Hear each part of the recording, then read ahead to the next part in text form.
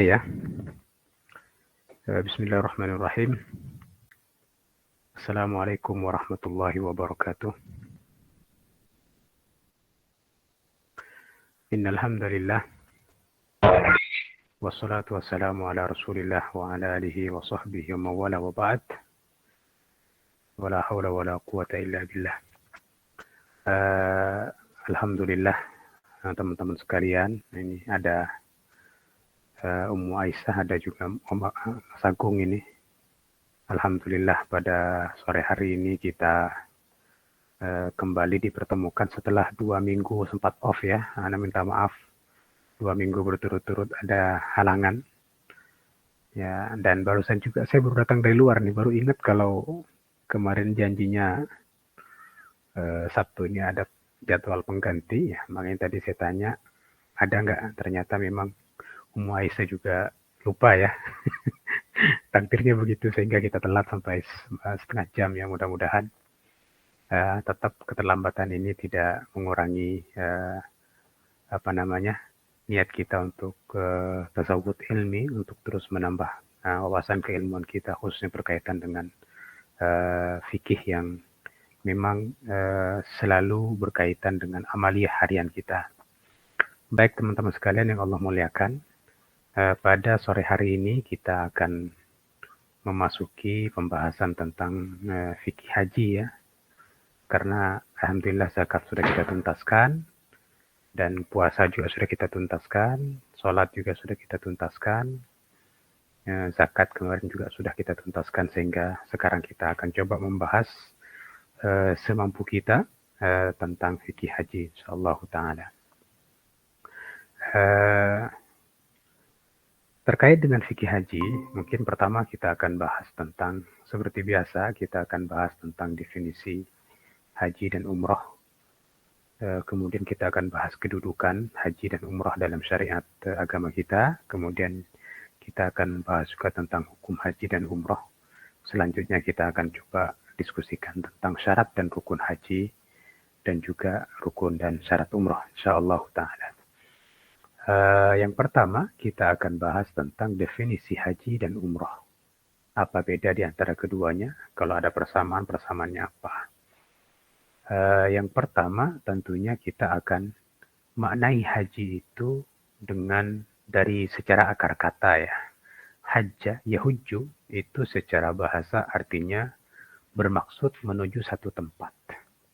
Itu secara bahasa. Hajja, yahujju. Hajj itu artinya bermaksud dengan sengaja menuju suatu tempat. Al-qasdu gitu ya. Adapun secara terminologi, haji itu adalah yaitu menyengaja, berarti kan ada niat, ada yang diazamkan, menyengaja mengunjungi Baitullahi yaitu Ka'bah untuk melaksanakan manasik haji pada bulan-bulan tertentu. Ini definisi yang dijelaskan oleh ulama dalam fikih. Kajian fikih haji adalah secara istilah haji itu adalah menyengaja mengunjungi Baitillahil Haram yaitu Ka'bah untuk melaksanakan manasik haji. Dan tentunya pada bulan-bulan yang memang disyariatkan haji. Bulan haji itu ada 3 bulan menurut ulama, yaitu bulan Syawal, bulan Dzulqa'dah, bulan Dzulhijjah. Yang disebut dengan manasik haji otomatis ya rangkaian perbuatan-perbuatan haji, baik yang bersifat rukun ataupun yang bersifat wajib haji ya, seperti ihram, seperti wukuf di Arafah, tawaf, kemudian sa'i, kemudian mabit di Mina, mabit di Musdalifah, melempar jumrah, kemudian tahallul dan selanjutnya. Itu merupakan manasik haji. Haji itu hanya dilakukan pada 3 bulan ya, Syawal, Dzulqa'dah, Dzulhijjah. Walaupun pada umumnya orang berangkat itu biasanya di akhir Dzulqa'dah atau pertengahan Dzulqa'dah.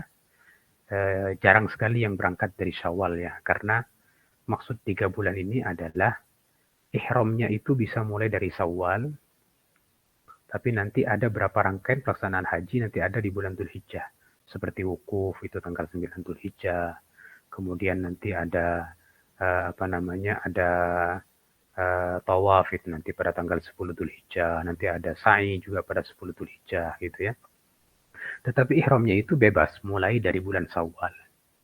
Makanya kalau orang yang tidak ingin lama hajinya biasanya berangkat di akhir bulan Dzulqa'dah, kemudian sampai di, atau ada sebagian yang berangkat di awal bulan Dzulhijjah, kira-kira masih sempat ihram sebelum wukuf, kemudian kemudian tawaf, kemudian sa'i, kemudian tahallul gitu ya. Cepat sekali, hanya 1 minggu udah kelar gitu ya. Itu bagi orang yang berangkat mepet dengan waktu Arafah gitu ya. Tetapi bagi yang berangkat lebih awal, bulan Syawal, kemudian sudah sampai di Makkah, dia bisa ihram haji, kemudian dia nunggu sampai nanti wukuf sampai 3 bulan gitu ya. Itu bulan-bulan haji. Makanya definisi haji adalah menyengaja mengunjungi Baitullahil Haram untuk melaksanakan manasik haji pada bulan-bulan tertentu, yaitu bulan Syawal, Dzulqa'dah dan Dzulhijjah, untuk melaksanakan manasik berupa ihram, wukuf di Arafah, tawaf, sa'i, mabit di Mina ataupun di Musdalifah, dan juga melempar jumrah dan tahallul. Adapun makna umrah, umrah itu secara bahasa berasal dari kata-kata amir, alias tempat yang ramai dan makmur. Secara bahasa adalah tempat yang ramai dan makmur. Secara bahasa umrah. Maka makna umrah dalam syariat kita atau dalam kajian fikih Islam, yaitu bisa diartikan dengan menyengaja untuk mengunjungi Baitullah, yakni Ka'bah, Baitullahil Haram, untuk melaksanakan manasik umrah. Tetapi di sini tidak ada pada bulan-bulan tertentu, karena memang umrah itu bebas dilakukan sepanjang tahun. Dan jadi bebas, bisa bahkan menurut ulama boleh dalam 1 bulan bahkan bisa haji sampai 2 kali.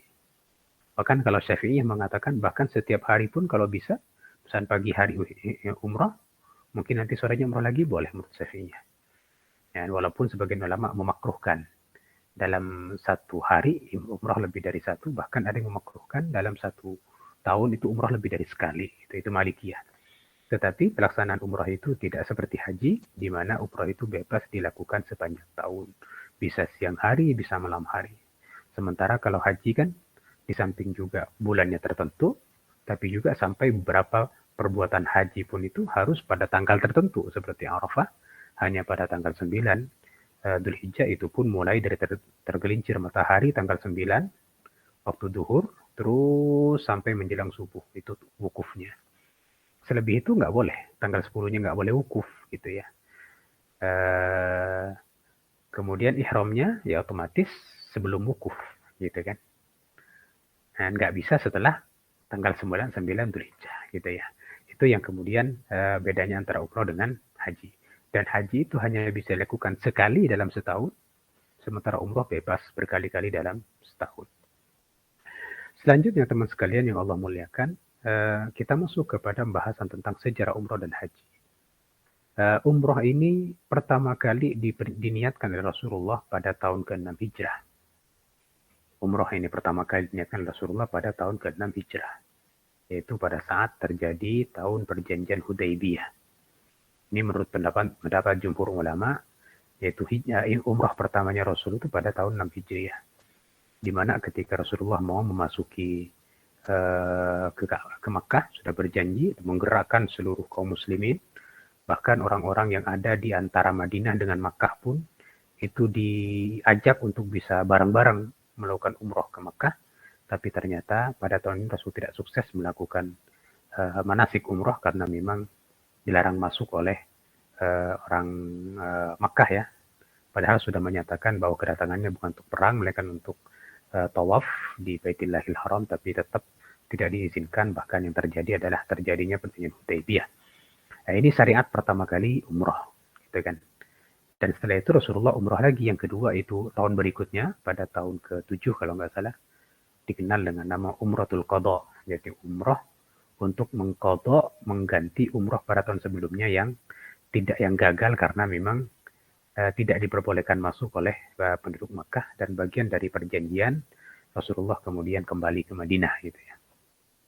Umratul Qadha itu pada tahun ke-7 Hijriah, di mana Rasulullah sukses untuk umrah bersama para sahabat dan untuk mengqadha umrah yang gagal pada tahun sebelumnya. Kemudian pada yang ketiga kalinya Rasulullah kemudian umroh lagi pada, kalau nggak salah, pada Fathu Makkah, itu pada tahun 8 Hijrah ya.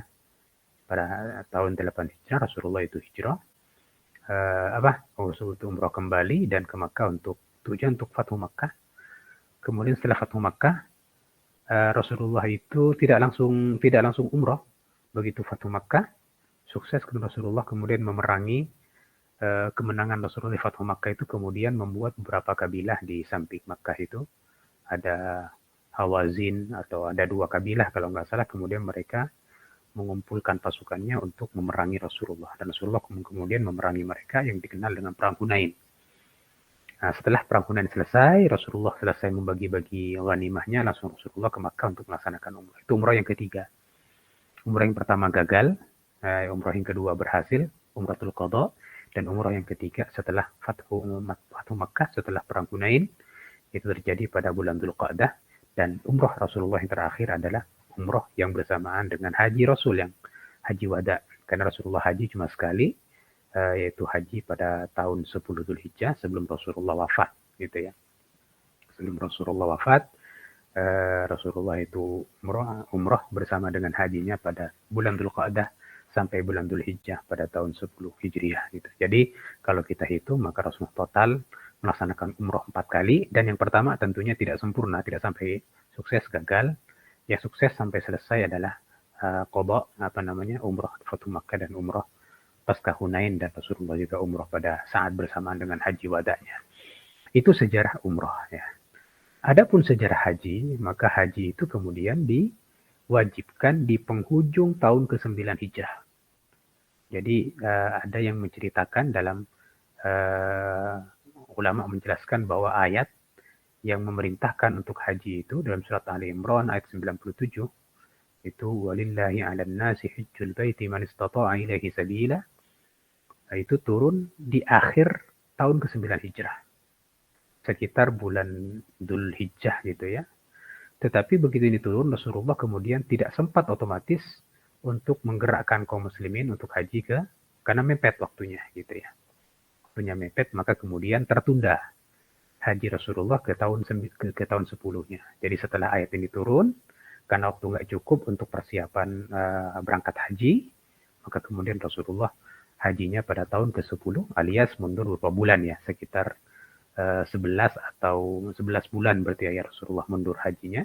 Kenapa? Karena memang pada tahun 9-nya, berhubung ayat ini turun di akhir tahun, maka kemudian tidak ada waktu yang cukup untuk persiapan haji, maka Rasulullah undur ke tahun 10 gitu ya. Ini menjelaskan bahwa haji itu wajib hanya dalam sekali gitu ya. Karena Rasulullah hanya haji di terakhir dan pertama sekaligus sebelum wafat gitu ya. Walaupun kemudian ada sahabat yang bertanya kepada Rasulullah Sallallahu Alaihi Wasallam, apakah haji itu hanya wajib sekali atau berulang-ulang? Rasulullah diam, kemudian tanya lagi, apakah hanya sekali atau wajib berkali setiap tahun gitu ya. Rasulullah kemudian menjawab, kalau saya katakan iya wajib setiap tahun, maka sungguh haji itu akan wajib setiap tahun. Tapi Rasulullah kemudian diam dan bahkan menjelaskan bahwa haji hanya wajib sekali, yaitu kapan kita mampu dan kita aman perjalanan dan kita bisa sampai ke Makkah itu dengan aman dan selamat, maka disitulah kemudian haji itu menjadi wajib bagi kaum muslimin yang sudah mampu. Man istata'a ilaihi sabila. Baik, adapun kedudukan haji dan umrah ini, kalau haji itu merupakan rukun Islam yang kelima yang wajib ditunaikan oleh orang yang mampu, sebagaimana ayat tadi, walillahi 'alan nasi hajjul baiti man istata'a ilaihi sabila. Dan kewajiban haji itu merupakan kewajiban yang harus ditunaikan oleh setiap mukmin kepada Allah, tentunya bagi orang yang mampu gitu ya. Al-Maidah ayat Al-Imran ayat 197 tadi. Kemudian terkait dengan umroh. Nah, terkait dengan umroh, ada pendapat bahwa umroh itu pun wajib bagi yang mampu seperti haji. Dan jadi kalau jumhur ulama hanya mengatakan haji yang wajib, umrohnya sunnah. Tetapi ada pendapat yakni Syafi'iyah dengan Hanabilah mengatakan bahwa umroh pun wajib bagi orang yang mampu seperti haji. Dalilnya adalah firman Allah Subhanahu wa taala dalam surat Al-Baqarah, wa atimmul hajj wal umrata lillah. Sempurnakanlah ibadah haji dan umrah itu karena Allah. Jadi ada perintah untuk menyempurnakan haji dan umrah. Lillahi, karena Allah. Jadi perintah menyempurnakan haji dan umrah ini dalam satu perintah. Berarti umrah pun wajib. Sebagaimana haji. Gitu ya. Karenanya setiap orang yang haji pasti umrah. Rasulullah ketika haji wada juga umrah. Ya, makanya pendapat ini sangat kuat karena setiap orang yang haji pasti umrah. Nah, walaupun orang yang umrah belum tentu haji, gitu ya. Nah, orang yang umrah belum tentu haji kalau dia umrahnya di luar bulan haji. Tapi kalau orang yang haji pasti umrah. Baik nanti umrahnya lebih dulu, kemudian baru haji, disebut dengan kalau nggak salah namanya haji tamattu, karena umrah dulu, kemudian baru haji. Ada yang namanya haji ifrad. Ifrad itu artinya apa? Haji dulu, baru umrah. Ada yang namanya haji kiron, yaitu haji dan umrahnya dilakukan secara bersama-samaan. Dan maka pendapat Syafi'i dengan Hanabilah bisa dikatakan kuat. Umrah juga wajib bagi yang mampu. Karena setiap orang yang haji pasti umrah. Gitu ya. Adapun umrah yang kedua, atau mungkin umrah di luar waktu haji, maka hanya bernilai sebagai umrah. Dan umrah yang pertama ini merupakan ibadah yang sunnah saja. Karena ulama mengatakan barang siapa yang umrah kemudian dia belum haji, maka ya umrahnya tetap umrah statusnya. Dan ketika nanti haji, dia tetap melakukan umrah. Ya, jadi haji dan umrah gitu. Tapi kalau orang yang sudah haji, tentunya kewajibannya sudah gugur. Kalau dia ada kelebihan harta, maka dia tinggal melakukan umrah saja. Gitu. Kalau di luar waktu haji, tapi kalau dia di bulan haji, ya bisa juga mengulang haji yang kedua, ditambah dengan umrah. Yang ketiga, yang menjelaskan bahwa haji memiliki kedudukan yang luar biasa, karena haji itu merupakan amalan terbaik setelah iman dan jihad di jalan Allah Subhanahu wa Ta'ala. Ini kedudukan haji dalam syariat kita. Haji merupakan amalan terbaik setelah iman kepada Allah dan kepada rukun iman itu, dan setelah berjihad dengan Allah Subhanahu wa Ta'ala. Sebagaimana dijelaskan dalam sebuah hadis riwayat Abu Hurairah bahwa Rasulullah pernah ditanya oleh seorang sahabat tentang amalan terbaik. Beliau menjawabnya beriman kepada Allah dan Rasulnya, kemudian berjihad di jalan Allah, kemudian haji mabrur. Haji mabrur. Jadi beriman pertama kepada Allah, kemudian berjihad di jalan Allah, baru kemudian haji mabrur. Maka kemudian bisa kita maknai bahwa haji mabrur merupakan amalan terbaik setelah iman dan setelah jihad di jalan Allah. Karena iman itu adalah merupakan pondasi dari segala amal baik kita. Jihad di situ ada pengorbanan dengan harta dan bahkan dengan jiwa kita. Begitupun dengan haji. Haji itu kan berat, mahal, bahkan banyak tidak sedikit orang yang haji kemudian tengah jalan dia mungkin ada yang wafat. Jadi makanya kemudian secara martabat atau secara kedudukan haji mabrur itu hampir setara dengan jihad fisabilillah, karena di situ ada ujian ketaatan, ujian kesabaran, ujian untuk mendarmakan harta, ujian untuk kemudian meluangkan waktu untuk sengaja mendatangi rumah Allah Subhanahu wa Ta'ala.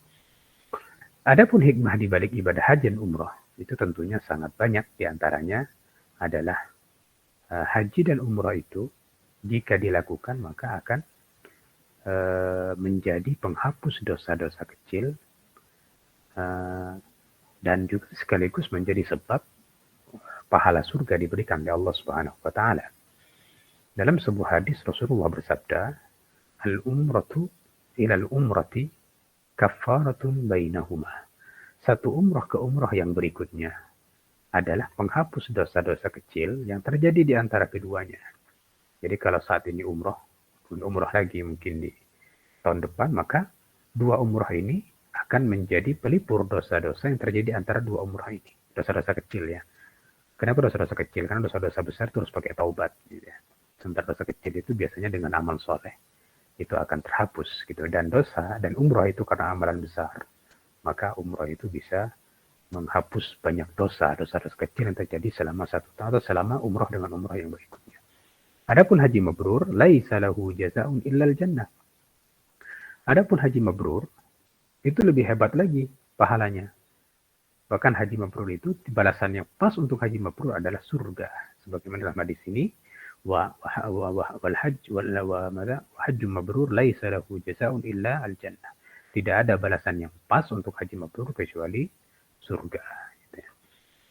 Juga yang merupakan dalam hadis yang lain, Abu Hurairah juga menjelaskan sabda Rasul bahwa Rasulullah bersabda, barang siapa melaksanakan haji, man hajja, thumma walam yafsuq, kemudian tidak berkata keji, dan juga tidak walam yabkhas, dan tidak bermaksiat, maka raja'a ka yaumi waladathu ummuh, maka dia akan pulang dari hajinya, maksudnya pulang ke rumahnya, dan dia sudah Allah bersihkan dosa-dosanya seperti hari di mana ia dilahirkan oleh ibunya, alias dosa-dosanya terhapuskan oleh ibadah haji yang dilakukan. Tapi dengan catatan selama haji tidak berkata-kata yang keji, tidak berkata-kata kotor, dan tidak bermaksiat.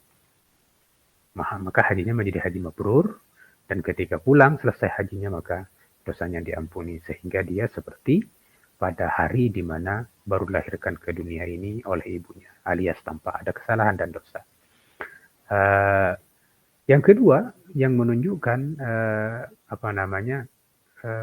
hikmah dari haji, orang yang menunaikan haji dan umrah itu merupakan tamu Allah. Dan tamu Allah ketika memohon sesuatu maka Allah kabulkan. Jadi yang kedua, hikmah haji adalah orang yang melaksanakan haji atau umrah, maka doanya akan mustajab. Karena mereka pada hakikatnya merupakan tamu Allah. Dan seperti dijelaskan dalam hadis riwayat Ibnu Majah, Rasulullah bersabda, al-hujjaj wal mu'tamir wafdullah, merupakan tamu-tamu Allah. Dan jika mereka berdoa, fa idza da'a istajab, ustujiba minhum, kemudian mereka dikabulkan doanya. Dan jika mereka minta ampunan, wa idza istaghfaru ghafarallahu lahu, maka Allah kemudian mengampuni dosa-dosa mereka. Kenapa? Karena mereka merupakan tamu-tamu Allah, wafdun, utusan yang datang menemui Allah di rumahnya. Maka ketika dia memohon kepada Allah di rumahnya, di tanah haramnya, maka doanya akan mustajab. Apabila dia minta ampun, maka Allah akan berikan ampunan. Ini diantara hikmah dari ibadah haji dan umrah yang disyariatkan oleh Allah kepada orang-orang yang beriman. Dan yang ketiga, ibadah haji dan umrah itu bisa menghilangkan kefakiran dari orang yang melakukannya. Haji, jadi kalau orang haji, umrah, maka ketika hajinya mabrur atau umrahnya mabrurah, maka di antara pahala yang Allah berikan dalam hidupnya adalah Allah akan jauhkan dia dari kefakiran, dari kondisi kehidupan yang sulit ya. Sebagaimana Rasulullah bersabda dalam hadis riwayat Tirmidzi dan Ibnu Majah, beliau mengatakan, ittabi'u al-hajj wal umrah, atau tabi'u bainal haji wal umrah, kata Rasulullah. Ikutilah haji dan umrah itu dengan haji umrah yang lain. Jadi kalau kita sudah umrah nih, kemudian kita tidak punya dana yang cukup, kita ini datang aja umrah lagi. Kenapa? Karena umrah yang kita lakukan itu akan bisa menjadi sebab Allah akan angkat kefakiran, Allah akan jauhkan kefakiran dari dan dosa dari diri kita. Tabi'u bainal haji wal umrah, kata Rasulullah. Ikutilah haji dan umrah itu dengan haji umrah yang lain. Kenapa? Fa'innahuma, karena keduanya itu karena keduanya itu akan menghilangkan kefakiran. Fa'innahuma yub'idal faqra wal dzunub, atau yarfa'u al faqra wal dzunub, karena keduanya itu bisa menghilangkan kefakiran dan atau mengangkat kefakiran dan dosa dari diri kita. Kama yarfa'u an-naru, sebagaimana api itu kemudian menghilangkan karat as-sada. Itu karat yang ada di besi, kalau dipanasin, dilas pakai panas api las itu, maka karatnya akan hilang. Begitupun dengan umrah haji, itu persis kalau diri kita sudah kefakiran, itu bagian dari karat-karat ya, seperti ibaratkan karat besi yang menempel dengan tubuh kita. Begitupun dengan dosa-dosa, kayak karat yang menempel dengan tubuh kita. ketika dilas yaitu pakai haji dan umroh, maka diri kita kembali menjadi bersih, termasuk kefakiran juga terkikis hilang dari kehidupan kita. Kemudian haji dan umroh juga bisa membersihkan jiwa. Kenapa bersihkan jiwa? Karena memang orang yang haji dan umroh itu rata-rata dia ingin mendekatkan diri kepada Allah, ingin bertakarrub kepada Allah. Ketika datang ke rumahnya bermanasik dengan penuh kekhusyuan, dengan penuh jiwa yang tunduk kepada Allah, dengan penuh penyesalan terhadap dosa-dosa yang ada. Ketika mohon juga memohonnya dengan penuh kekhusyuan dan inqiyad di hadapan Allah Subhanahu wa taala, maka jiwanya menjadi bersih. Dan juga selama manasik biasanya kan dia menahan diri untuk kemudian tidak berkata kotor, tidak melakukan sesuatu yang keji, makanya kemudian jiwanya menjadi bersih. Menguatkan iman juga menguatkan jiwa dengan nilai pengorbanan, karena kan ada mengorbankan harta, mengorbankan waktu, mengorbankan tenaga untuk menuju tempat Allah, maka disitulah jiwanya akan tertempa dengan nilai pengorbanan. Sabar, juga syukur kepada Allah, karena kan tidak sedikit dana yang dikeluarkan untuk untuk haji dan umroh itu gitu. Juga untuk menambahkan kualitas ketaatan dan ketundukan kepada Allah. Ini secara umum ya. Nah, bahkan kalau secara kolektif haji dan umroh itu makan bisa menjadi sarana untuk meningkatkan ukhuwah di antara kaum muslimin. Kenapa? Karena kan ketika umrah haji itu semua kaum muslimin bertemu dari berbagai macam negara, berbagai macam warna kulit, tapi ketika tiba di satu tempat mereka dalam satu kondisi yang sama, dalam kondisi sebagai hamba Allah, dalam satu kondisi di mana mereka sedang ingin berharap itu Allah, itu maka kemudian mereka ukhuwahnya tertanam, kebersamaannya tertanam, rasa sepenanggungan juga akan tertanam. Gitu. Bahkan tidak hanya sekedar ukhuwah, bahkan juga haji umroh juga bisa menjadi sarana bagi orang-orang yang haji dan umroh itu untuk bertukar manfaat satu sama lain. Baik manfaat berupa wawasan, manfaat berupa budaya, pengetahuan, bahkan termasuk manfaat yang berkaitan dengan perniagaan. Karenanya ketika umrah haji kan boleh berjual sambil berniaga. Orang yang sedang haji boleh sambil jualan. Misalnya yang biasa jualan gaharu, ya tinggal bawa gaharu, ketemu orang ditawarkan, ada orang yang beli, halal, gitu. Dan karena memang menjadi sarana untuk bertukar manfaat. Dan yang punya bisnis misalnya minyak parfum yang unik misalnya begitu kan, begitu ketemu bawa ke sana, ketemu orang dari berbagai negara, ditawarkan, ada yang beli, halal. Dalam Al-Quran dalam surat liyashhadu manafi'a lakum, kan kata Allah itu dalam surat Al-Hajj itu, liyashhadu manafi'a lakum, agar mereka itu menyaksikan kemanfaatan yang Allah berikan untuk mereka, untuk kalian gitu. Di antaranya adalah berbagi kemanfaatan dunia ya, selama bukan dosa gitu ya. Sehingga dalam surat Al-Baqarah juga, laisa 'alaikum junahun an tabtaghu fadlan min rabbikum. Tidak ada masalah bagi kalian ketika haji itu sambil menuntut sesuatu yang berupa rizki keanugerah Allah. Makanya dalam ulama itu tafsirannya, boleh orang sedang haji berniaga sambil haji. Dia bawa barang dijual ke orang lain, gitu. Tidak rusak hajinya, karena diperbolehkan. Laisa 'alaikum junahun an tabtaghu fadlan min rabbikum. Tetapi memang ketika sedang melaksanakan ibadah yang bersifat khusus, misalnya seperti tawaf gitu ya. Ketika sedang sa'i ya sa'i. Ya, di sela-sela itu maka bisa menjadi sarana untuk saling bertukar manfaat di antara kaum muslimin yang sedang melaksanakan haji. Selanjutnya kita akan bahas tentang hukum umrah dan haji. Gitu ya. Tadi sudah sempat disinggung sebentar bahwa haji menjadi wajib bagi yang mampu. Wajibnya hanya sekali seumur hidup. Itu untuk haji. Semua ulama sepakat. Walillahi 'alan nasi hajjul baiti man istata'a ilaihi sabila, surat Al-Imran ayat 97.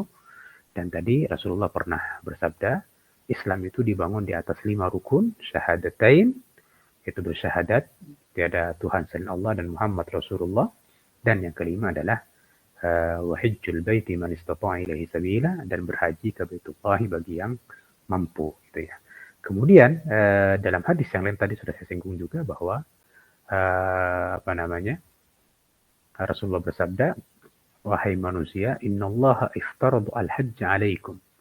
Allah telah mewajibkan haji atas kalian, maka tunaikanlah haji. Nah, fa'addu, ini al-haji, fahujju, maka tunaikanlah haji, kata Rasulullah SAW. Ketika begitu Rasulullah ditanya, apakah setiap tahun? Ya Rasulullah. Rasulullah kemudian diam, kemudian mengatakan, kalau saya katakan iya, maka haji akan diwajibkan setiap tahun kepada kalian. Dan saya kalian tidak akan mampu menunaikannya kalau diwajibkan setiap tahun. Berarti hadis ini menunjukkan bahwa haji hanya wajib setahun sekali dalam seumur hidup. Kalau bagi orang yang mau ngulang ya diperbolehkan, gitu ya. Diperbolehkan 2 kali atau dalam hidupnya, atau setiap tahun bagi orang yang memang, walaupun dalam realitanya jarang orang haji setiap tahun ya. Termasuk orang Makkah, kalau orang Makkah malah dibatasi oleh negaranya, yaitu minimal itu hanya haji sekali dalam 4 tahun. Jadi orang Makkah itu hanya boleh haji itu 4 tahun sekali. Dan itu pun harus daftar. Seperti kita daftar dulu, kalau dapat kuota baru diperbolehkan haji. Gitu ya. Nah itu untuk penduduk Makkah ya. Apalagi kita. Ya. Kalau di kita di Indonesia apalagi. Haji dapat kuota itu baru bisa berangkat setelah beberapa tahun kemudian. Karena memang ada pembatasan kuota haji untuk untuk masing-masing negara dari tentunya Saudi sebagai pelaksana ya, atau mungkin panitia pelaksana ibadah haji gitu ya. Dan itu saya kira sesuatu yang tidak melanggar syariat karena memang haji itu ibadah yang khusus dan kemudian juga tempatnya khusus. Tentunya tempat khusus itu kan memiliki kapasitas. Kalau kemudian tidak ada pembatasan kuota yang diberikan kepada setiap negara, maka ini bisa menjadi faudo, kata orang Arab, akan menjadi sesuatu yang tidak termanage dengan baik sehingga bisa berpotensi terjadinya justru kehancuran karena kan mungkin terjadi kezaliman, tapi dengan adanya pembatasan maka yang haji itu hanya dibatasi sesuai dengan kapasitas yang bisa ditampung oleh Makkah itu sendiri untuk melaksanakan ibadah haji. Adapun umrah hukumnya itu jumhur ulama mengatakan, atau Hanafiyah dengan Malikiyah itu mengatakan sunnah muakkadah. Sekali dalam seumur. Sekali, sunnah muakkadah, bukan wajib. Ya. Kenapa dalilnya? Karena dalam hadis yang menjelaskan bahwa Islam itu memiliki 5 rukun, itu tidak disebutkan umrah di situ. Walaupun tadi saya katakan setiap yang haji pasti umrah. Ya. Tapi di situ nggak disebutkan ada umrah. Misalnya bun Islamu ala khamsin. Islam dibangun di atas 5 rukun. Dari syahadatain, kemudian sholat, kemudian zakat, kemudian puasa. Yang kelimanya haji. Nggak ada yang keenam. Nggak ada penyebutan umrah gitu ya. Maka berdasarkan ini umrah itu sunnah muakkadah menurut pendapat Hanafiyah dan Malikiyah. Ketika ada seorang bertanya kepada Rasulullah, ya Rasulullah, jelaskan kepadaku tentang umrah. Adakah itu diwajibkan? Maka kata Rasulullah, tidak. Tapi lebih baik kamu melakukannya. Nah, jadi kata tidak artinya tidak wajib, berarti umrah itu tidak wajib. Tapi lebih baik melakukan kalau memang mampu untuk datang ke Makkah, memiliki dana yang cukup dan aman perjalanan untuk menuju Makkah untuk melaksanakan umrah. Namun Mas Syafi'i dengan Hanabilah tadi mengatakan wajib 1 kali dalam seumur hidup bagi yang mampu. Kapan pelaksananya? Ya ketika haji. Ketika haji, gitu ya. Karena Al-Quran mengatakan wa atimmul hajja wal umrata lillah, dan perintah itu pada dasarnya punya makna wajib. Kata sempurnakan berarti sempurnakan perintah. Maka haji berarti umrah dan haji itu adalah wajib, tapi bagi yang mampu. Ketika Sayyidah Aisyah bertanya kepada baginda Rasul sallallahu alaihi wasallam, wahai Rasulullah, adakah wanita wajib berjihad? Rasulullah mengatakan iya, tapi jihadnya tanpa perang. Nah, jadi ketika ditanya, apakah perempuan juga wajib berjihad? Rasulullah mengatakan iya. Tapi bentuk jihadnya bukan bawa senjata, bukan berperang, tapi jihadnya berupa melaksanakan haji dan umrah. Maka haji dan umrah wajib. Pendapat Syafi'i dan Hanabilah, tetapi hanya bagi yang mampu. Man istata'a ilaihi sabila. Itu terkait dengan hukum umrah. Nah, adapun syarat haji atau syarat umrah itu akan terbagi menjadi 2 jenis. Yang pertama ada syarat umum. Syarat umum ini berlaku untuk laki-laki dan perempuan sekaligus gitu ya. Berlaku untuk laki-laki dan perempuan sekaligus. Yaitu ada 4 hal. Yang pertama adalah Islam. Karena memang haji itu nggak wajib bagi orang yang non-muslim. Hanya diwajibkan bagi orang yang muslim dan muslim. Itu pun bagi yang kedua adalah berakal sehat. Ini syarat wajib dan sah. Yang pertama juga syarat wajib dan sah. Jadi syarat wajib maksudnya haji tidak wajib bagi yang non-muslim, dan tidak sah. Syarat sah maksudnya kalau dilakukan pun orang yang non-muslim, haji yang tidak sah. Yang kedua, berakal sehat alias tidak gila. Ya. Maka haji tidak wajib atas orang yang gila atau semisalnya ya. Dan juga tidak sah. Jadi kalau ada orang gila haji, ya hajinya nggak sah. Karena berakal sehat merupakan syarat wajib sekaligus syarat sah. Dan yang ketiga, mampu menunaikan haji. Mampu, hadisnya kan tadi man istata'a ilaihi sabila. Itu bagi orang yang mampu menempuh jalan untuk melaksanakan ibadah haji. Maka haji tidak wajib atas orang yang tidak mampu menuju Baitillah. Tidak mampu untuk sampai ke Baitillah. Baik tidak mampu karena fisiknya memang sakit, atau memang mampu karena tidak ada tumpangan. Tumpangan yang bisa membawanya sampai ke Baitillah. Nah, tidak mampu melaksanakan manasik haji. Maka nggak wajib. Jadi kalau ada orang yang lumpuh, ya nggak wajib haji loh sendiri. Karena memang tidak mampu. Memang tidak mampu. Walaupun dia kaya, tapi nggak wajib. Gitu. Karena memang dia tidak mampu melaksanakan manasik haji. Untuk sa'i nggak bisa, gitu ya, nggak wajib. Ya, bagaimana kalau digotong? Kalau digotong lain lagi ceritanya. Ya tetap hajinya sah kalau memang dia digotong gitu ya. Tapi secara dasar dia tidak mampu maka tidak wajib. Bagi ini tidak wajib untuk melaksanakan haji. Kemudian yang keempat tentunya baligh dan merdeka. Baligh artinya bukan anak-anak, usianya sudah usia baligh. Merdeka artinya bukan budak. Tetapi syarat yang keempat ini hanya merupakan syarat wajib, bukan syarat sah. Apa artinya maksud syarat wajib? Artinya orang yang belum baligh tidak wajib haji. Kecuali kalau dia sudah baligh baru wajib haji. Yang kedua merdeka. Kalau seorang budak nggak wajib haji. Kalau dia dimerdekakan maka wajib haji gitu. Tetapi kenapa dikatakan bukan syarat sah? Karena seorang anak kecil yang haji, kalau dia melaksanakan rukun dan syaratnya dengan sempurna, ya hajinya sah. Walaupun ulama mengatakan tetap dia haji yang dilakukan oleh seorang baligh, anak yang belum baligh, itu tidak menggugurkan kewajiban haji Islam, yaitu rukun yang kelima itu. Ketika dia sudah baligh, dia tetap wajib haji. Ya, walaupun dia sudah haji, karena haji pertama dia sebelum baligh, memang sah hajinya, tetapi hajinya itu tidak menggugurkan kewajiban. Kalau ketika baligh dia ternyata punya harta lagi, untuk bisa ke Makkah ya wajib haji lagi gitu. Karena haji pertamanya dilakukan sebelum baligh. Begitupun dengan seorang budak. Budak kalau haji sah. Walaupun dia nggak wajib haji. Cuma kalau ternyata setelah dimerdekakan, dia juga masih belum gugur kewajiban hajinya. Artinya kalau setelah dimerdekakan dia mampu untuk bisa menunaikan haji, maka hajinya wajib dilaksanakan. Karena tidak gugur dengan haji yang dilakukan ketika masih dalam status belum baligh ataupun masih status sebagai sahaya. Gitu. Ini terkait dengan syarat umum ya, haji dan umroh ya. Adapun syarat khusus ini untuk perempuan. Nah, untuk perempuan, tapi sebelum kita masuk yang kedua, apa artinya mampu di sini? Kan tadi ada syarat yang ketiga, mampu menunaikan haji. Nah, ulama di sini hampir semua ulama menyebutkan 3 hal untuk kategori mampu. Yang pertama, mampu secara fisik, mampu berjalan kalau dia berjalan, atau kalau pakai tunggangan dia bisa menunggangi dengan baik, gitu ya.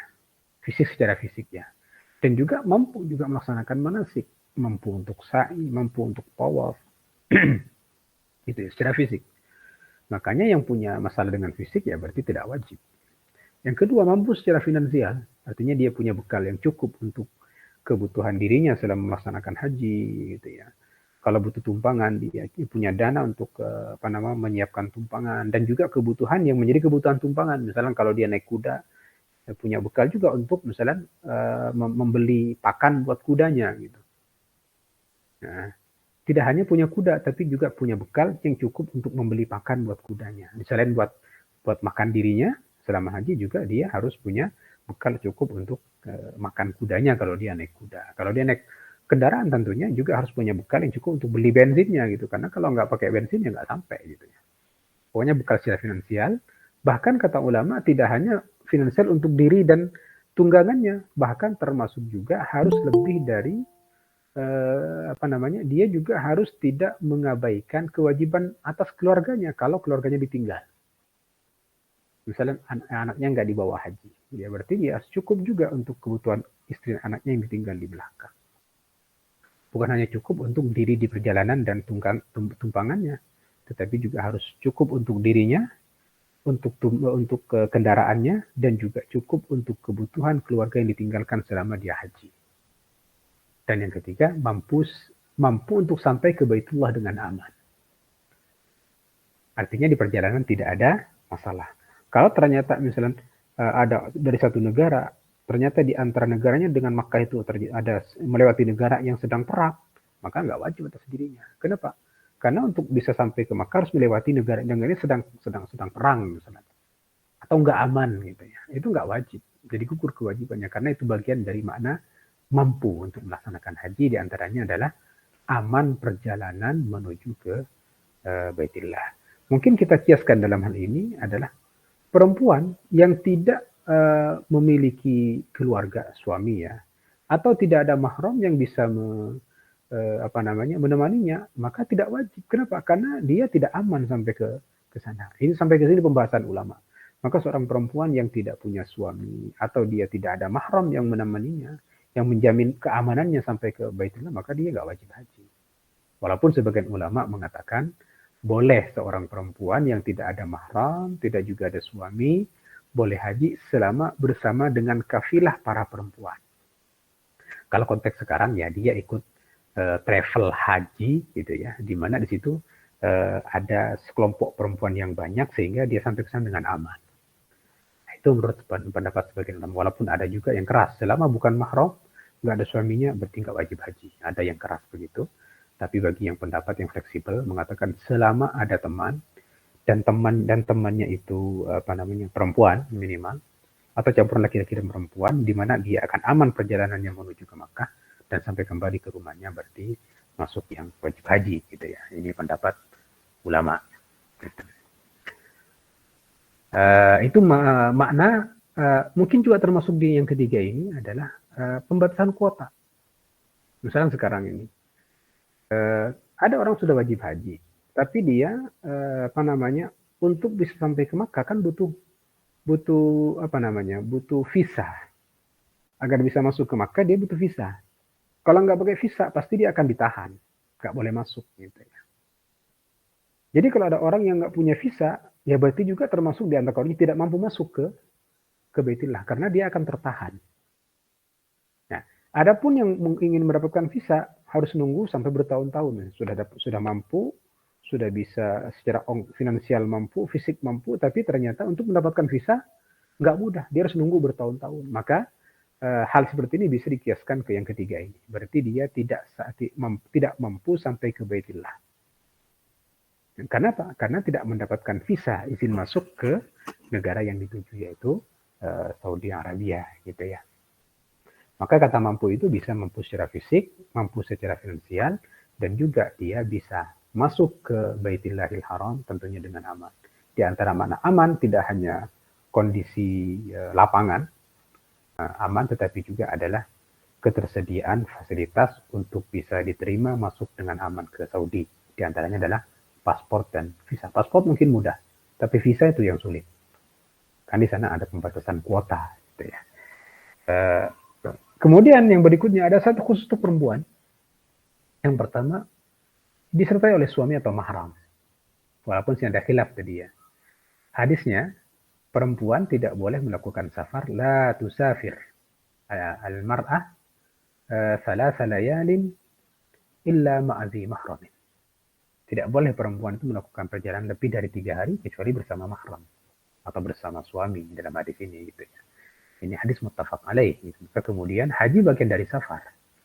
Maka kalau ada perempuan yang tidak ada mahram berarti nggak wajib haji gitu ya. Tapi tadi mazhab Maliki dengan Syafi'i mengatakan selama ada sekelompok perempuan yang haji bersama dirinya dan kemudian menjadi aman, maka boleh. Dan kenapa? Karena kan ini masuk dalam kandungan man istata'a ilaihi sabila, termasuk dia yang mampu sampai ke sana dengan aman. walaupun bersama dengan beberapa orang perempuan. Dan dalam sebuah hadis Rasulullah pernah mengizinkan Sayyidah Aisyah untuk umroh bersama dengan teman-teman para sahabat yang lain. Rasulullah tidak ikut. Tapi Sayyidah Aisyah bersama para sahabat yang lain, mungkin juga ada sahabat laki-laki yang mengantarkan mereka pernah haji tanpa Rasulullah gitu ya. Ini menunjukkan bahwa perempuan boleh haji dan umroh selama aman kesaja. Aman ini bisa disertai oleh suami atau mahram atau bersama dengan jamaah perempuan yang banyak sehingga jamaah ini bisa aman dari fitnah dan aman dari kezaliman yang terjadi di perjalanan menuju ke tempat haji dan umrah. Yang kedua, juga syarat khusus untuk perempuan adalah tidak sedang dalam masa iddah. Untuk perempuan yang mungkin dicerai oleh suaminya atau ditinggal mati oleh suaminya dalam masa iddah, maka perempuan itu tidak wajib haji. Tidak wajib haji. Tapi kalau misalnya nggak ada waktu lain, misalnya begitu dia berangkat haji, ternyata harus berangkat, dia dalam masa iddah. Kan? Dan nggak bisa ditunda, karena kalau ditunda mungkin bisa jadi harus tahun-tahun lagi di depan. Gitu ya. Maka tetap sah hajinya, tetapi dia hanya berdosa saja. Berdosa karena mengabaikan perintah untuk tidak keluar rumah selama masa iddah. Saja. Jadi kalau ada orang yang sedang masa iddah, dia haji gitu ya, mungkin alasannya karena tidak ada waktu lain, atau mungkin nanti akan kehilangan kesempatan untuk haji, itu maka ketika dia haji berarti dia tetap sah hajinya, hanya saja berdosa karena telah melanggar kaidah bahwa orang yang sedang iddah, perempuan yang sedang iddah tidak boleh keluar dari rumah. Itu terkait dengan syarat ya, jadi syarat haji. Gitu. Selanjutnya kita akan bahas tentang miqat. Nah, miqat haji dan umroh. Ya, dalam haji itu ada istilah namanya miqat. Miqat itu adalah waktu atau tempat yang ditetapkan oleh syariat, oleh Rasulullah, oleh Allah dan Rasulullah, untuk melaksanakan rangkaian ibadah haji dan umroh. Miqat namanya. Nah, ketentuan waktu, misalnya seperti haji, itu bulan tertentu. Kalau umroh tanpa bebas waktunya, itu berarti untuk umroh tidak ada miqat zamani, kapan bebas. Tapi ada yang miqat makani, miqat yang berkaitan dengan tempat. Haji pelaksananya harus di sini, nggak boleh sembarangan tempat. Atau ketika ihram itu dari mana ihramnya? Begitu sudah ihram, otomatis kan haji dan umroh itu sudah dimulai, gitu ya. Ihramnya dari mana? Itu ada ketentuannya. Sehingga dalam pembahasan tentang haji itu dikenal ada dua miqat. Yang pertama namanya miqat zamani, yaitu miqat yang berkaitan dengan waktu zaman. Maka miqat zamani adalah waktu yang ditentukan oleh syariat untuk melaksanakan ibadah haji atau umroh. Nah, kapan waktunya? Dalam Al-Quran Allah berfirman, haji itu al-hajju asyhurum ma'lumat. Haji itu dilaksanakan pada bulan-bulan tertentu atau bulan-bulan yang diketahui. Al-hajju asyhurum ma'lumat. Berarti tidak asal bulan gitu ya. Walaupun terjadi nanti ada bulan Syawal untuk haji ya, miqat zamannya haji itu bulan Syawal, Dzulqa'dah dan Dzulhijjah. Dari awal Syawal itu sudah bisa ihram, tapi nanti untuk wukufnya tetap pada tanggal 9 Dzulhijjah. Tawafin tetap pada tanggal 10 Dzulhijjah gitu ya, untuk haji gitu ya. Kemudian ada yang dikenal juga dengan miqat makani. Tapi sebelum untuk umroh itu tidak ada batasan waktu ya, sepanjang tahun, bahkan dalam setahun bisa diulang berkali-kali. Itu pendapat jumhur ulama. Dan yang kedua ada yang dikenal dengan namanya miqat makani. Jadi tempat, miqat makani adalah tempat yang ditetapkan oleh syariat. Rasulullah sebenarnya yang menjelaskan, yang menetapkan. Tempat yang ditetapkan sebagai tempat ihram. Yakni tempat di mana setiap orang yang bermaksud untuk haji dan umroh itu harus melakukan ihram dari tempat ini. Nggak boleh melewati. Kalau melewati, kemudian dia baru ihram, itu nanti dia harus bayar dam. Dam itu adalah kalau nggak menyembelih domba gitu ya, untuk menebus kesalahannya karena dia tidak ihram ketika melintasi miqat makani ini. Karena ihramnya sudah dari mikot ini. Gitu ya. Maka disebut dengan mikot makani. Makan itu artinya tempat dalam bahasa Arab. Maka mikot makani adalah tempat yang ditetapkan oleh Islam sebagai tempat di mana orang haji umroh itu harus melaksanakan ihramnya. Tidak boleh lewat dari tempat itu. Jika lewat maka dia harus kembali ke mikot tadi, kemudian dia baru ihram. Atau kalau dia tidak, karena sudah jauh nggak bisa kembali, sudah lanjutkan ihram dari tempat dia berada, tapi wajib membayar dam tadi, membayar denda, yaitu menyembelih seekor domba sebagai sebagai tebusannya, sebagai dendanya. Nah, dan mikot makani itu dalam dikelompokkan menjadi 3. Mikot makani, tempat ihram bagi orang yang penduduk asli Makkah, yang berada di tanah haram, dan orang yang tinggal di sekitar Masjidil Haram. Memang mereka tinggalnya di tanah haram, gitu ya. Atau orang-orang yang sudah berada di situ walaupun bukan orang Makkah. Misalnya orang Indonesia sudah ada di Saudi untuk kepentingan selain umroh, begitu selesai kepentingannya ternyata dia mau umroh. Ya berarti dari mana mikotnya ya? Ini kalau mau haji katanya dari tanah haram. Jadi langsung dari Masjidil Haram. Dari situ dia kemudian ihramnya dari Masjidil Haram atau dari tanah haram. Setelah ihram kemudian dia keluar menuju ke tanah yang bukan tanah haram, yaitu ke Arafah. Karena Arafah itu bukan tanah haram, di luar. Jadi kalau Arafah itu posisinya bukan di tanah haram, dia sudah di luar tanah haram. Makanya nanti kalau ada orang yang pas nanti antum haji, nanti antum masjid Namiroh itu yang ada di tempat wukuf itu ada masjid itu sebagiannya itu ada, kalau nggak salah ada di tanah haram, sebagian ada di luar tanah haram. Kalau antum di masjid itu posisinya ada di pas di tanah haramnya, antum nggak boleh sah, wukuf antum nggak sah. Karena wukuf itu harus di luar tanah haram, yaitu di padang Arafah itu. Dan masjid itu ada 2, sebagian di tanah haram, sebagian lagi di tanah masuk ke dalam area wukuf, gitu ya. Makanya kalau wukuf di masjid belum tentu sah. Kenapa? Karena masjid itu ada 2, separuhnya di tanah haram, separuhnya di luar tanah haram. Dan wukuf itu di luar tanah haram. Arafah itu bukan tanah haram. Nah, di luar tanah haram. Nah, tapi kalau untuk umroh, kalau ihram haji berarti harus dari tanah haram. Kalau orang yang sudah ada di Makkah, dia ihramnya dari tanah haram, kemudian dia keluar wukuf di Arafah, keluar ke tanah haram. Kalau yang untuk umroh, karena umrohnya kan pelaksanaannya nggak ada wukuf. Dia umroh itu kan semuanya di Masjidil Haram.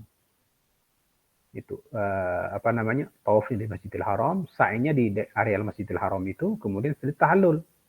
Kan cuma 3 rukunnya dengan ihramnya 4. Umrah itu jadi ihram, kemudian tawaf, kemudian sa'i, kemudian tahallul. Nah, itu 4 rukun ya kalau umrah itu.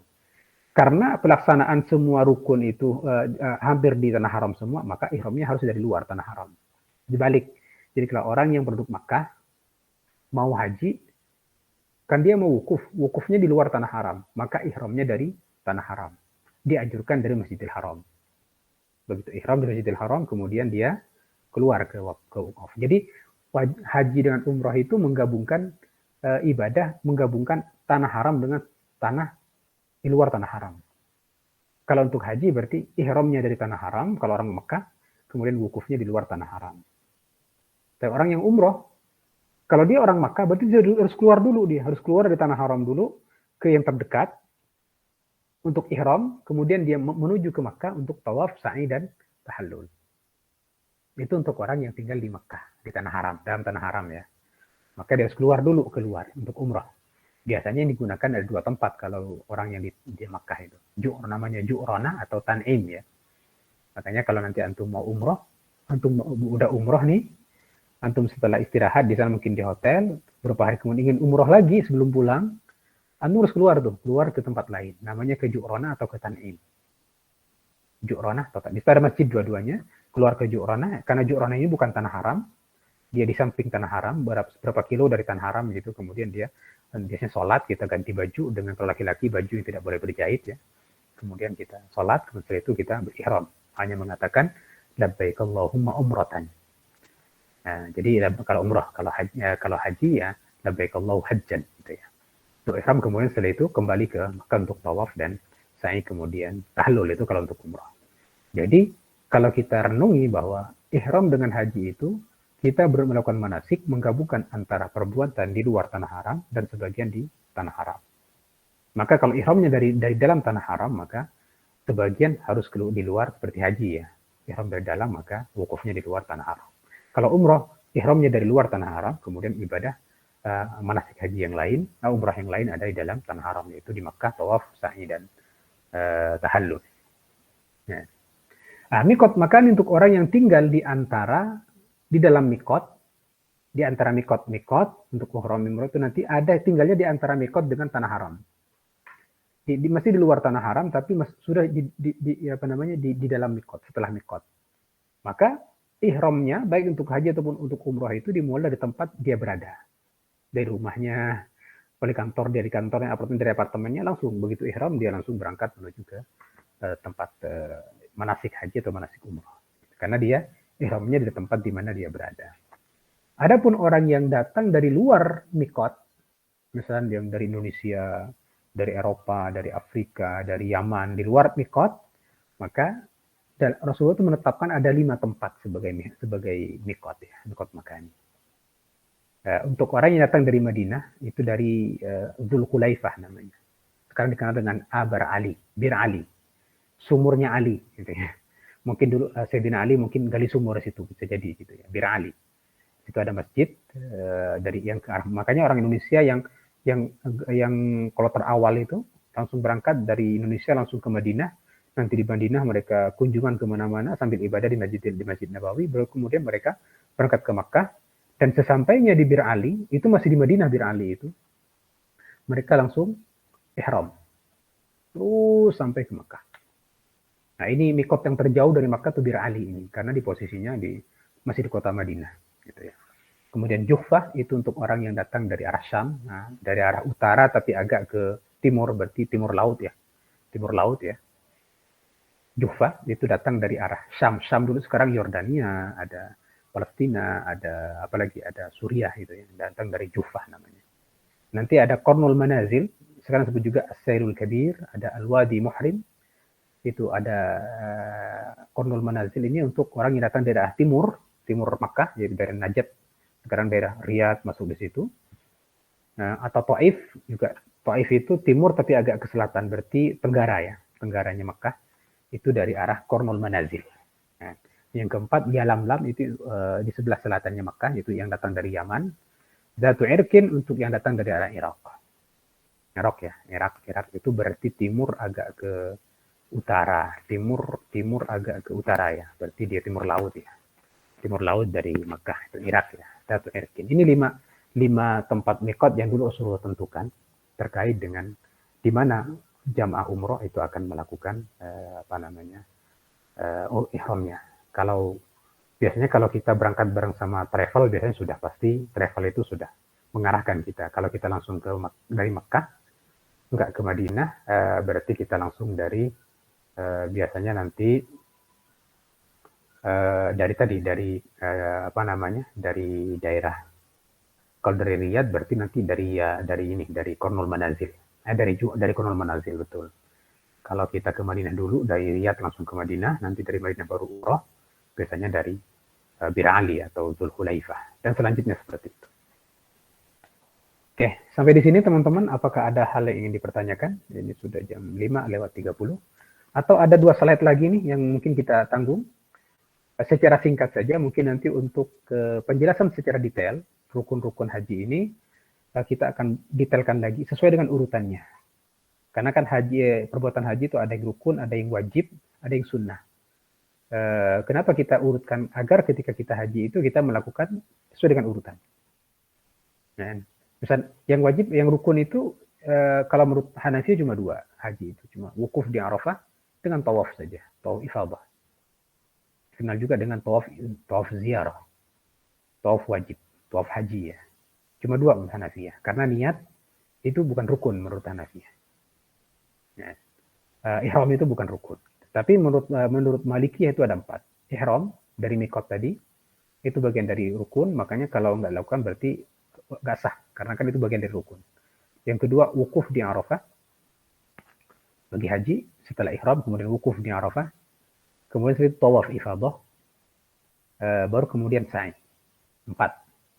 Tahallul itu bukan rukun, tetapi wajib haji. Wajib itu kalau ditinggalkan tetap sah hajinya, tapi diganti dengan dam, diganti dengan denda. Gitu ya. Tapi Syafi'iyah mengatakan 5 rukunnya itu. Ada ihram, yaitu niat, labbaik Allah hajjan, labbaik Allah umratan. Dari mikot tadi, mikot ada Yalamlam, ada Zati Irkin, dan selanjutnya. Yang kedua ada wukuf di Arafah, tanggal 9 Dzulhijjah, kemudian tawaf ifadah pada tanggal 10 Dzulhijjah, kemudian sa'i setelah tawaf, kemudian tahallul. Tahallul itu ditandai dengan memotong rambut atau menggundul ya, bisa memotong, memendekkan atau mencukur habis untuk laki-laki. Itu namanya tahallul. Itu rukun haji menurut para mazahib. Kalau kita ingin aman, ambil Syafi'iyah. Ihram dianggap sebagai rukun, wukuf di Arafah juga rukun, tawaf ifadah itu juga rukun, sa'i juga rukun, tahallul juga rukun. Karena 5 itu mencakup yang 2 dan 4 gitu. Jadi kita ambil Syafi'iyah untuk masalah rukun haji. Oke. Adapun rukun umrah itu lebih simple.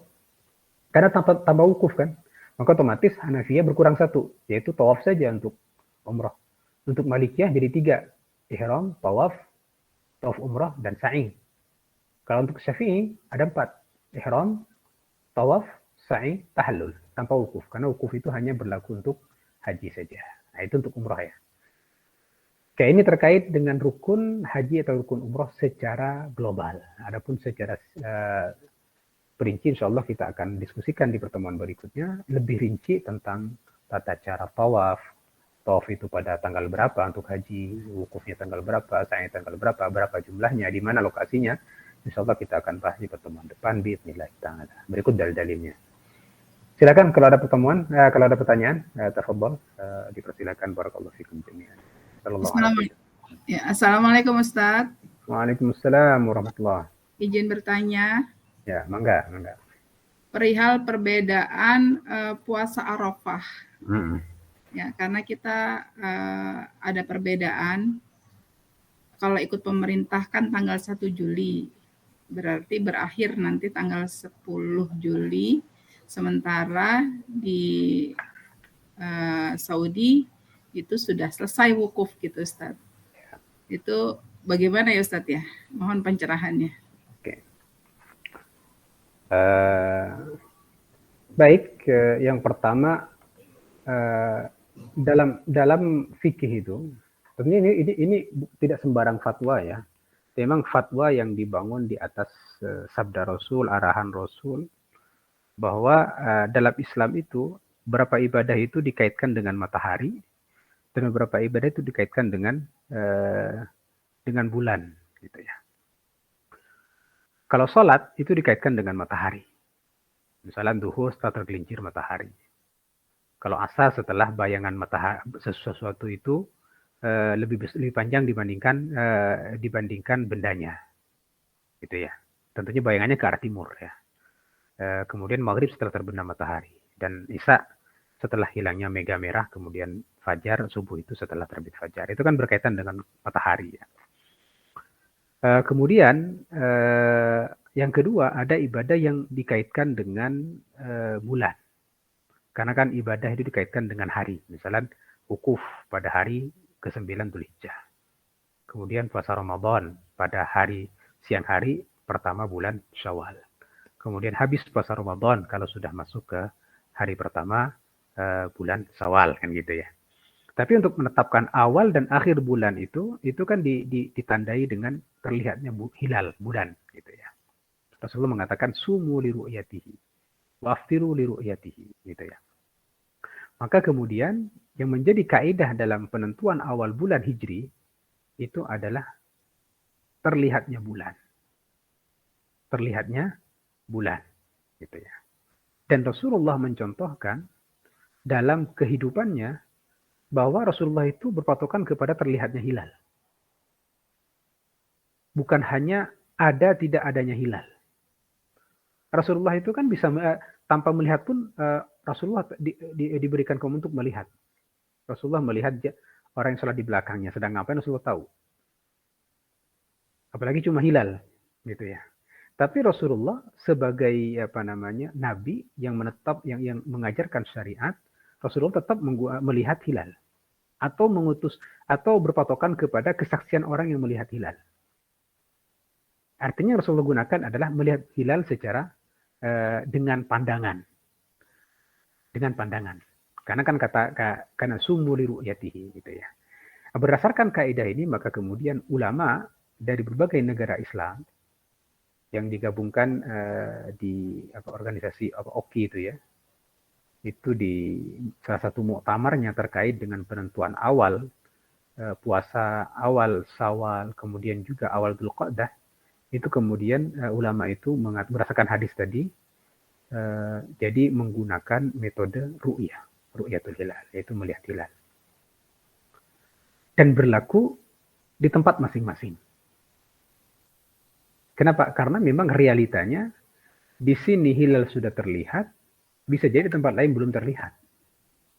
Sebagaimana matahari, di sini belum terbit, di tempat lain sudah terbit, gitu ya. Maka kemudian yang diputuskan oleh ulama di OKI itu, yang menjadi patokan adalah hasil ru'yah di negara masing-masing. Gitu. Jadi kalau memang di kita dengan proses sudah melihat hilal, bahkan tidak melihat dengan mata telanjang, tapi menggunakan teropong, artinya lebih canggih seharusnya penglihatannya. Kalau mata kadang mungkin buram dikit nggak kelihatan, tapi kalau teropong kan lebih jelas. Sudah menggunakan alat, kalau yang tidak terlihat ya berarti memang hilalnya belum ada. Memang bulan belum mulai, bulan baru. Di Indonesia ternyata setelah diadakan beberapa tempat, bahkan sampai puluhan tempat untuk melihat hilal, ya kalau memang tidak terlihat, ya berarti memang bulan baru belum masuk. Itu pendapat yang kuat ya terkait dengan masalah penetapan awal bulan Hijri, yaitu dengan metode ru'yatul hilal. Kalau ada yang berpendapat misalkan ru'yah tidak harus dengan bisa aja ru'yah itu kan pakai ru'yatul hisab, mungkin dengan ilmu sehingga kita bisa menetapkan hilal itu sudah ada. Sejak kapan ru'yah itu artinya wujudul hilal? Nah, kan gitu kan? Dan Rasulullah yang diberikan kemampuan untuk melihat sesuatu yang samar oleh Allah, ternyata Rasul tetap menggunakan penglihatan zahir. Rasulullah kan diberikan kemampuan untuk melihat sesuatu yang nggak bisa dilihat oleh orang lain. Andai kata Rasulullah memang wujudul hilal itu kemudian menjadi dalil, Rasulullah pasti menggunakan itu. Rasulullah diberikan kemampuan untuk mengetahui sesuatu yang tidak dilihat oleh orang lain. Tapi Rasulullah tetap menggunakan hasil penglihatan mata benaran atau kesaksian orang yang sudah melihat hilal. Jadikan patokan untuk menetapkan bulan baru. Itu kalau pandangan saya pribadi ya terkait dengan masalah ini, maka berdasarkan hasil ru'yah di negara masing-masing itu pendapat yang terkuat. Berarti dan itu nggak ada masalah gitu. Berarti nggak usah ini ya Ustadz ya. Oh sana sudah wukuf, kita belum. Kita tetap aja gitu ya sesuai tanggal kalender kita gitu ya Ustadz ya. Ya itu dia.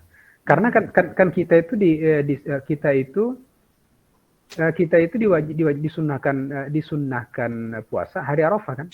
Iya.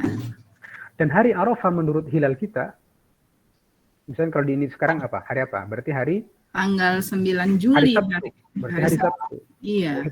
Itu hari Arafah ada menurut ru'yah kita. Padahal di sana sudah Idul Adha ya Ustaz. Di Saudi sudah hari nahar, sudah hari ke-10. Udah hari nahar. Ya. Karena kita diperintahkan puasa, disunahkan puasa pada tanggal ke-9 Dzulhijjah, dan tanggal 9 di kita ya masih hari Sabtu. Nah, sementara di sana sudah masuk hari ke-10.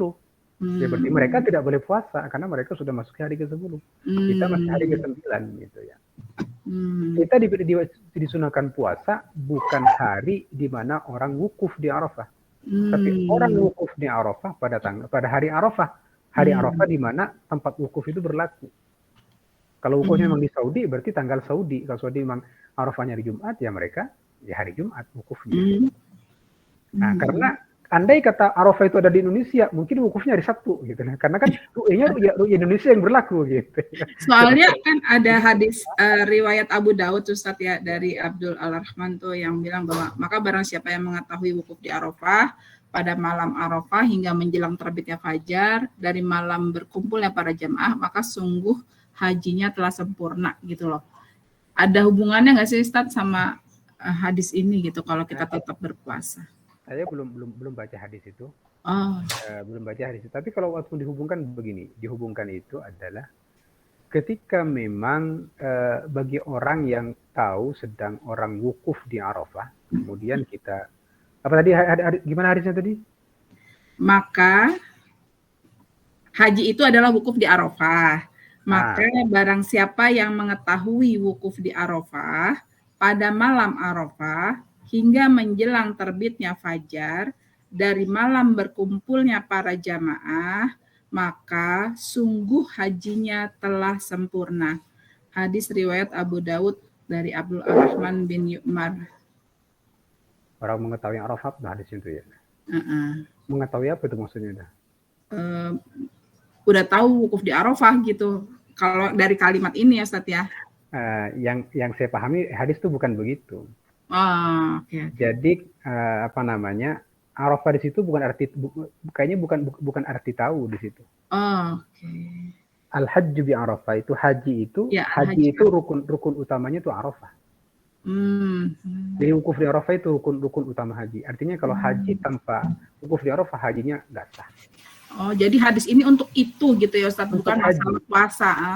Al-hajju Arafah.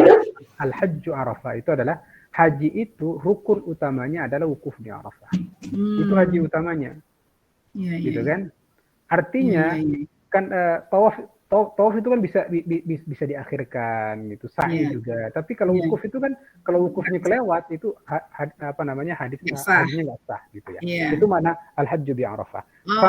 Faman Arafah, gimana hadisnya berikutnya, barang siapa yang faman adraka lailata.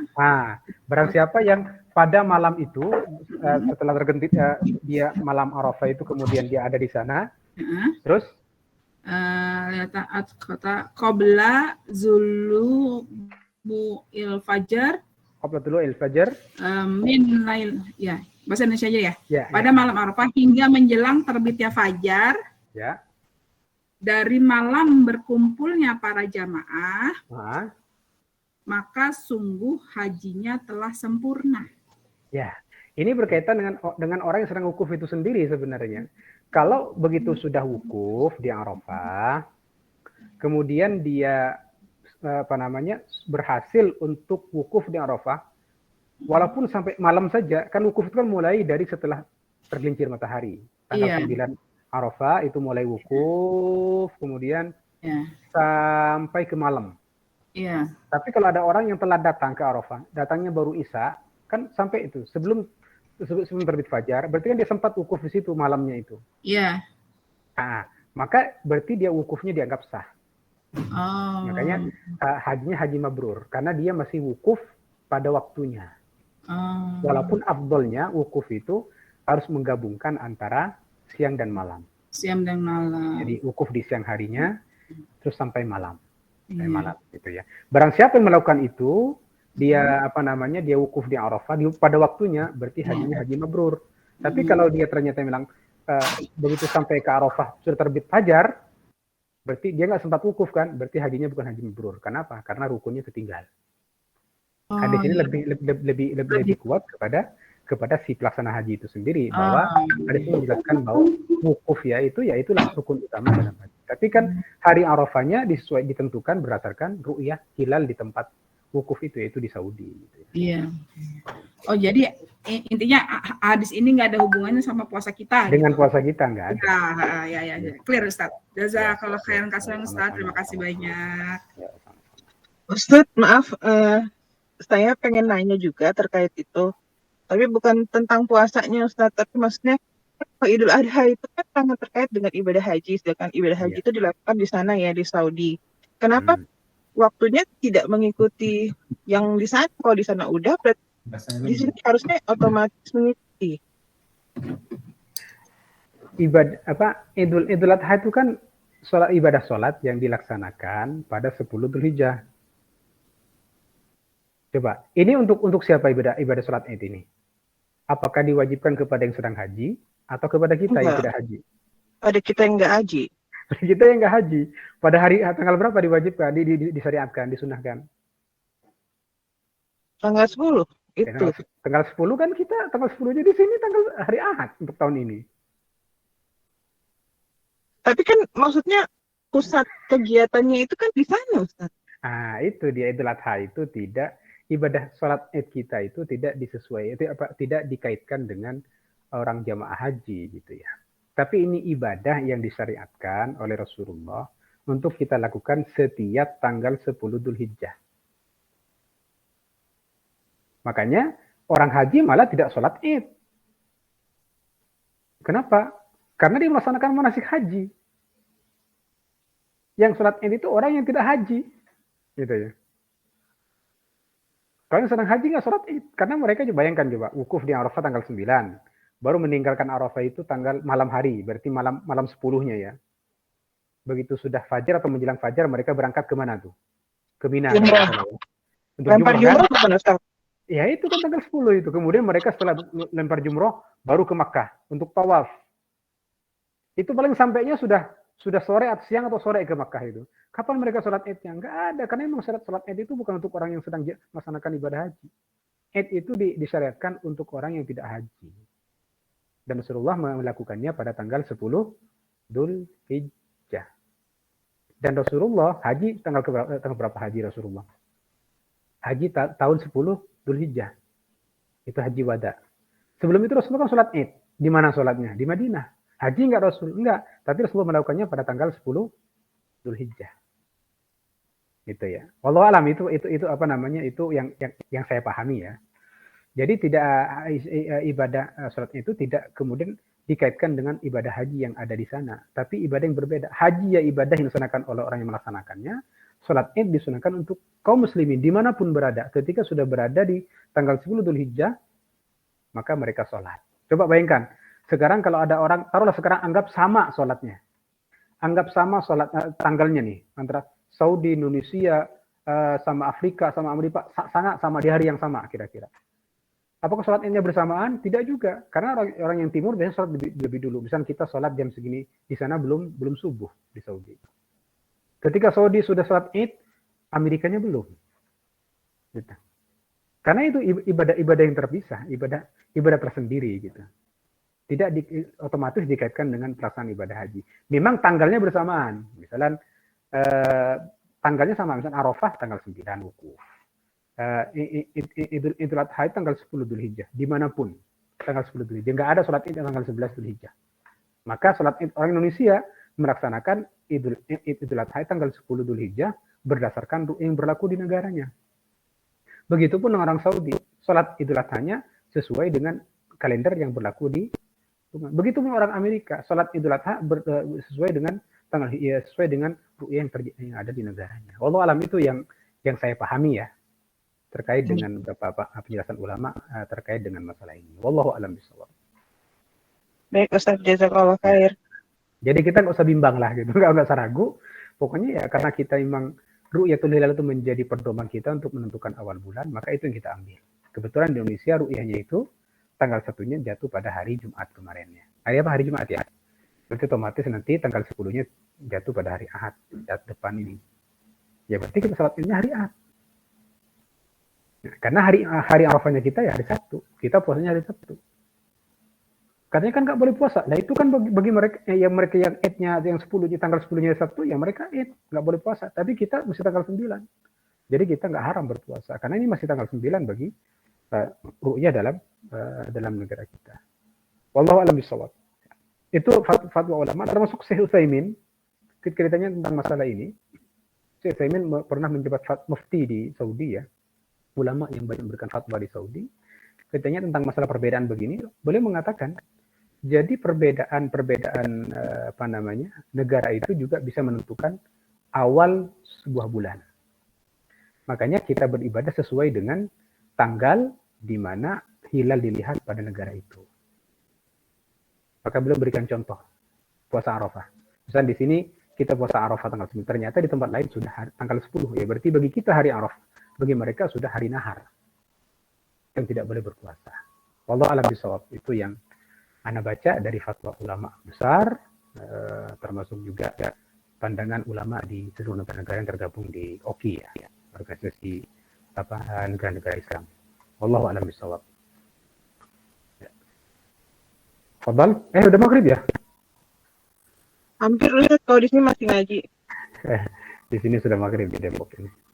Baik, karena sudah maghrib, kita cukupkan pertemuan kita pada sesi ini. Insya Allah nanti kalau ada